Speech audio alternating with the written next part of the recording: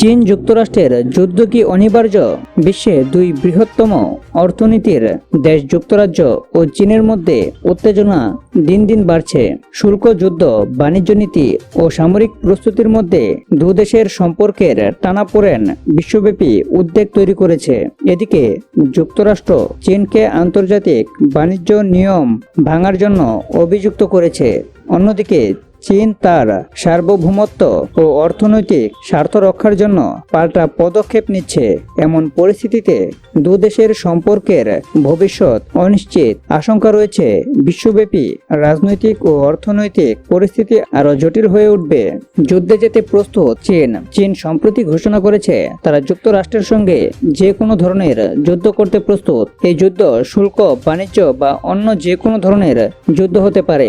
যুক্তরাষ্ট্র চীনের পণ্যের উপর শুল্ক বাড়িয়েছে, আর চীনও পাল্টা পদক্ষেপ হিসেবে যুক্তরাষ্ট্রের কৃষি পণ্যের উপর 10 থেকে 15% শুল্ক আরোপ করেছে। চীনের সরকারের পক্ষ থেকে বলা হয়েছে, যদি যুক্তরাষ্ট্র যুদ্ধ চায় তাহলে আমরা শেষ পর্যন্ত লড়াই করতে প্রস্তুত। বেইজিংয়ে অনুষ্ঠিত ন্যাশনাল পিপলস কংগ্রেসের অনুষ্ঠানে এ ঘোষণা দেন চীন প্রধানমন্ত্রী লি কিয়াং।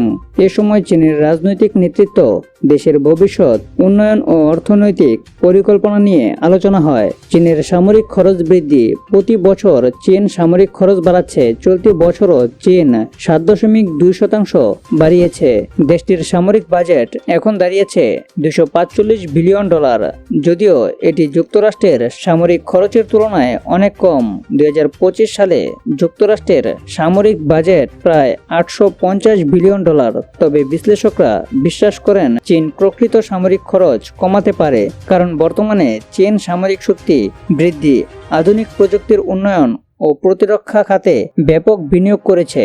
লি কিয়াং জানিয়েছেন, চীন সামরিক প্রশিক্ষণ ও যুদ্ধ প্রস্তুতি বাড়াবে যাতে দেশের সার্বভৌমত্ব, নিরাপত্তা এবং উন্নয়নের স্বার্থ রক্ষা করা যায়। শি জিনপিংয়ের নেতৃত্বে চীন 2027 সালের মধ্যে একটি আধুনিক সেনাবাহিনী গঠনের লক্ষ্য নিয়েছে এবং এ লক্ষ্য অর্জনে পদক্ষেপ নিচ্ছে।